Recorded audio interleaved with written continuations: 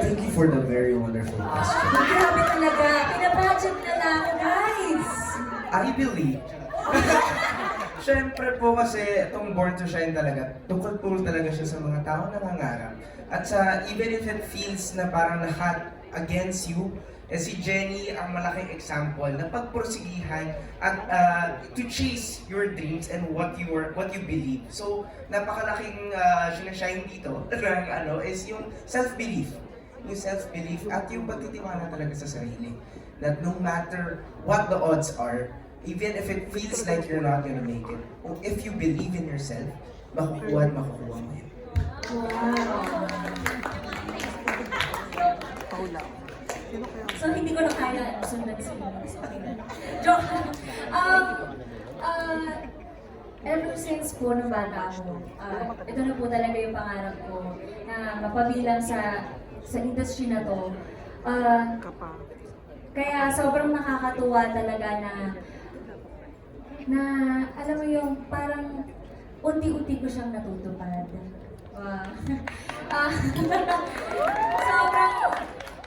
Sobrang saya po ng puso ko ngayon na napabilang po ako dito sa show na to, sa Born to Shine. Kaya maraming salamat po sa tiwala. Parang dinededicate ko ditong character ko na to dun sa little Chloe. Wow. Na talaga nga namang sumasal, na parang na parang si Jenny. Nakikita ko rin yung little Chloe kay Jenny. Hindi tumitigil mangarap. Hindi kahit anong pagsubok na dumating, hindi talaga titigil para abutin yung kanyang pangarap. Thank you so much for this show.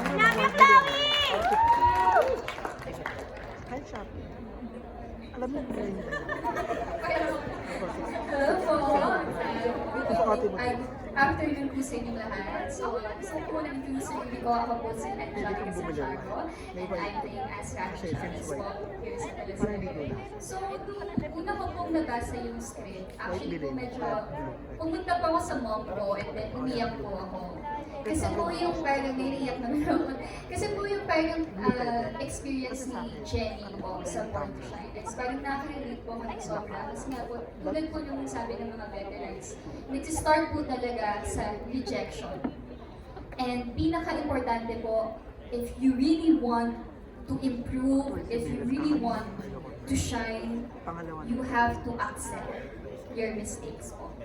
And with acceptance po, syempre, dun mo po may kita na nag-i-improve na kayo, ibigay mo na yung best mo, and then, for me po, nung time na to na nakita ko na naka-experience po ako ng work with them, na-realize ko po na parang sobrang thankful ko din po na I'm surrounded by wonderful people po na with the production and cast po na who's willing to help me din po with my role. And ayun po, and with my mom, thank you din sa mom ko for inspiring me. And thank you din po sa wonderful creatives po namin and sa production. And that's all po. Maraming salamat po. Could you please repeat the question? Thank you. How does Born to Shine remind you of the importance of chasing dreams, no matter how big or how small? Ever since I was young, I've always wanted to be able to express myself and be able to inspire others and make people smile. And with wait lang. So, yeah.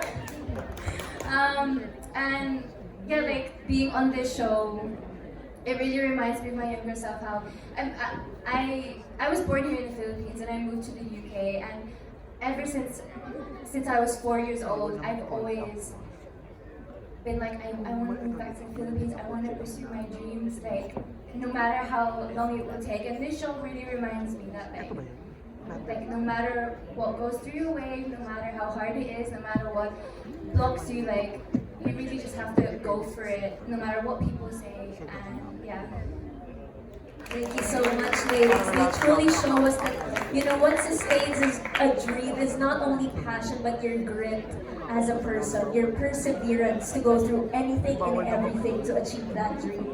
And now, of course, for our very, very talented directors, syempre, hindi mawawala yan. So, to our directors, what role does music play in shaping the emotional core of the story? And how did you approach directing those musical moments? Una sa lahat po, maraming salamat po sa pagpunta.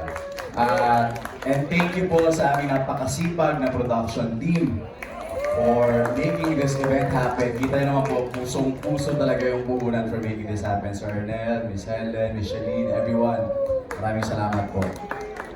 Siguro yung sa tanong niyo po kung paano nag-figure in yung music sa pagbuo ng show na to, mas i-apply ko na lang sa proseso ko bilang director, no? At this point in my career, I realized na para maging effective kang director, kailangan mahusay kang makinig. Makinig ka sa pagkatao ng mga katrabaho mo. Kasi lahat sila, they're all born to shine. So, ibig sabihin, meron silang good trait, may talent sila. Kasi minsan ang problema, yung director may gustong mangyari, na iba kasi yung itsura nun doon sa taong yon. Pag in-insist mo yon, mako-convince na kayo forever na hindi kayo makakagawa ng maganda. So now I have to listen intently and really see them for who they are right now sa stage ng buhay nila. And really focus on that para makuha ko lahat ng best parts nila at makabuo kami ng magandang show. So ang ganda kasi lahat open enough to show that. At yun, grabe, yung mga namamount naming number of sequences, may mga araw kami na kumakanta sa umaga, nagsasapunutan sa tanghali, naghahabulan sa kalsada sa hapon, tapos sa gabi kakanta ulit. Ngayon ko lang na-realize, parang 300 na kanta si Zephanie dito. Ganun kahirap yung mga eksena, but it didn't feel as heavy. Kasi lahat open lang, lahat kami gusto lang namin gumawa ng magandang show.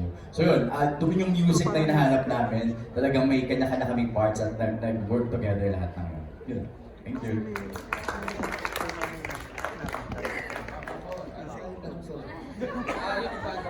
Yes, po, Direk. What role does music play in shaping the emotional core of the story? And how did you approach directing those musical moments? Ako, siguro dahil second unit director ako, no? Mas hinanapan ko yung kumpas ni Rod. And ang nakakatuwa kasi dito, ang musika, kagaya nung kanina kumakanta si Zeph dito, language siya ng soul. So, it's not a matter of what language yung ginagawa mo, pero may pagkakaintindihan siya. So, ang tinry kong gawin, nauna sila mag-shoot na by December nag-shoot na kayo, tapos sumampa ako by January. Although by the way, gusto ko natin sabihin na salamat po sa lahat ng prod, kasi this is my first show din in GMA. And nakakatuwa lang din marinig na parang kaya pala yung buong team, nung sumampa ako, takot ako kasi ako yung fish out of the water. November to na-offer, January ako sumampa. You can imagine yung paghahanda ko ng November to December, tinatanong ko si Zig, kamusta ba sa GMA, ganito, ganyan. So sobrang takot ko. Pero what I appreciate nung sumampa ako, yung punong-puno ng gratitude yung team. And I think yun yung nag-bind sa ating lahat. And it feels like, kagaya ng musika, meron tayong lahat ng kwento na parang lahat tayo, kaya ganun yung pakiramdam na parang lahat tayo, we're just so grateful na nabigyan tayo ng pagkakataon. And this is like an answered prayer in our face. So, I think ang ginawa ko dito, going back to the question, is to really to support Rod. Really, yun yung naging game plan ko. Totoo siya yung makinig. Ano na ko kasi nakita. Kasi, So, nisingin ko lang, magka-batch kasi kami sa Ligili Workshop 10 years ago. Kasi parehas kami mga probinsyano. sobra. Galing ako Pampanga. Nueva Ecija. Isang bus lang. Isang bus lang dumadaan. So, and you know what? Gagawa ng paraan ng pagkakataon kapag para siya sa'yo. I believe, I think may ibang something na nangyari. I'm not supposed to be here. Pero somewhere, somehow, the universe, nagtulong-tulong yung universo para mapunta ako dito at magsama kami. And it really, totoo siya parang lahat tayo, kwento natin ito. And I remember nag-usap tayo dito sa gilid na pinalaki tayo ng teleserye. Diba? Pinalaki, kaya tayo naniniwala sa pag-asa, kaya tayo naniniwala na Hindi ko alam paano, hindi ko alam kailan, pero naniniwala ako that dreams do come true. And it will. Sobrang imposible that I'm sitting here now. It's really impossible. Pero ako, it's not about me. Nung sumapa ako, it's about this show. And I think yun yung kagandahan dito. Walang iisang mukha yung Born to Shine kasi tayong lahat siya. Thank you so much to our directors for just fostering an environment of safety that allowed all of the actors to just move to the rhythm of their own beats. Wow. Wow. Ad-lib. Okay. Moving forward. We'll move back to Michael and Zephanie for our last question.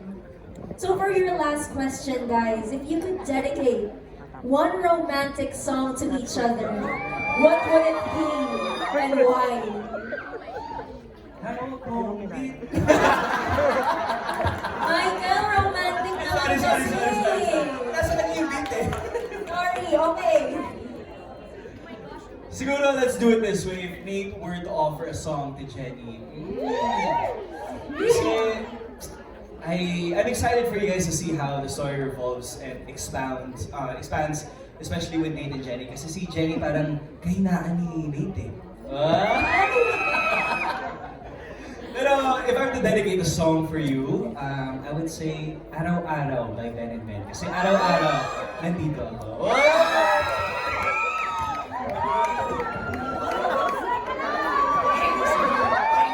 Grabe na po ang kilig sa ating kabilang side. Sample. Isa mga sample dyan, Michael. Ah! May aabangan pa pala tayo ang corny. Nag-iisip pa kasi ako kaya pinapasample kita. Oh my gosh. Aking liwat, charot.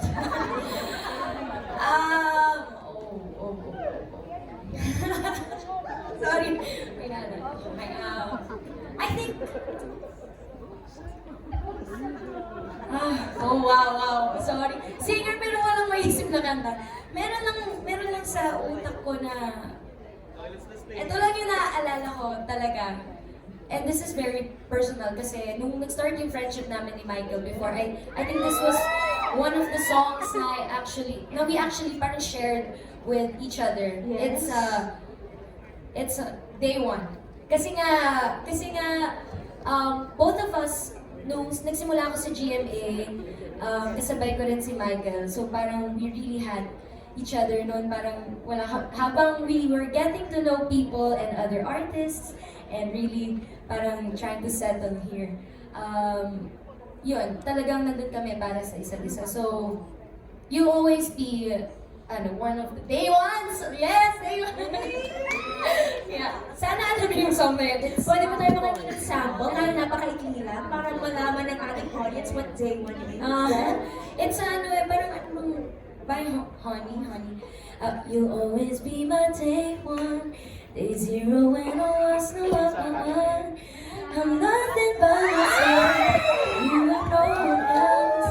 Thankful you're my. Alam niya. Alam niya. May Jenny, mag-usap tayo mamaya. Nay, magkaibigan lang po kami. Papsi, magkaibigan lang po kami. Okay, sige. May mga mahamag ko sa mga tanong ko. Pasensya na, guys. So ituloy na natin. There you have it, mga kapuso! Maraming salamat sa isang mga ulahang kwentuhan ngayong hapon. Again, please, to our wonderful cast and to our directors, please invite everyone to catch the world premiere of Born to Shine. Direct, please. Tulad ng sinabi ni Direk Carlo, kami po lahat ay produkto ng teleserye. I grew up in an environment, wala namang namimwersa sa aking mangarap, but I grew up with that burning passion, burning desire to achieve things, no? And then I realized, nung matanda na ako, na I got that from teleserye. As in, seryoso, teleserye ang role models ko nung bata ako sa Nueva Ecija. So I hope that we get to do that for other kids out there. So sana po panoorin niyo yung Born to Shine, kwento siya nating lahat. Lagi naman mas madalas na tatalo, pero lagi pa rin tumataya sa mga sarili natin. Manood ko ang Born to Shine.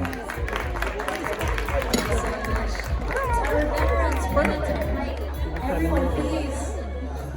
Maraming kasalanan. Hindi po. Tumatagos po ang tingin ko. Pero bakit?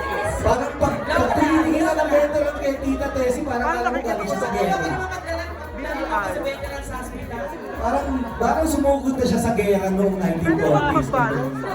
Veteran na veteran ang dating. Pero like I said po, hindi po pansin sa face. Ngayon pa lang nagpapasalamat ako sa lahat ng mga kakalat ng balita na ang Born to Shine ay ipapalabas na ngayon March 23 sa GMA Afternoon Prime. Maraming salamat po sa pagpunta na dito. Spread the word. Napakagandang teleserye po ito. At sigurado ako maraming tao na kapupulutan nito ng araw. Maraming salamat din sa mga heads ng GMA na nandito na nagbigay ng suporta sa amin at sa lahat ng staff and production crew ng Born to Shine. Maraming salamat po. And we can do this. We are meant to Born to Shine. Alam po, naghihintay pa ang mga mag-i-interview dyan, kaya i-exam ko na lang. Alam niyo, iba na, ano po, ganun kayo? Ang sabi na. Hindi, sa akin, iba ko lang ang konti ang perspective. No? Maraming nangyayari sa mundo, alam natin, ang mga digmaan sa tabi-tabi at sa gitna-gitna. Marami tayong problema. Born to Shine, isang liwanag sa dilim. Ayan, na magpapasaya ng ating mga puso. Makakalimutan niyo ang problema niyo. Mula po March 23, 2:30 p.m. Ayan po, Lunes hindi kami ang gabi. Hanggang Sabado kami, kung pwede nga lang ng linggo. Pero Monday, Saturday, habang yun po, Born to Shine. Isa sa tinig daw si Christina pa.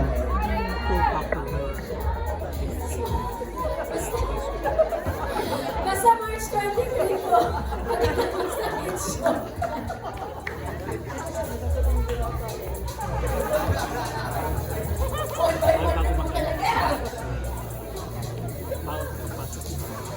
Ayan, malapit na po mapanood at malapit na po namin may bahagi sa inyong lahat ang kwento ng mga nangangarap at may pagmamahal, hindi lang sa pamilya, hindi lang sa kaibigan, pero sa lahat ng mga tao na katulad din nila na may pangarap sa puso. Kaya sana po ay suportahan nyo ang Born to Shine.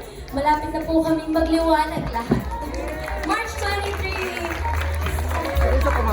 Thank you so much, everyone. Before we move forward, let's capture this moment one last time. To our cast and directors, please gather our final photo up. So everyone, please smile dahil ito ang hudyat ng isang kwento na magsisimula pa lang at siguradong tatata.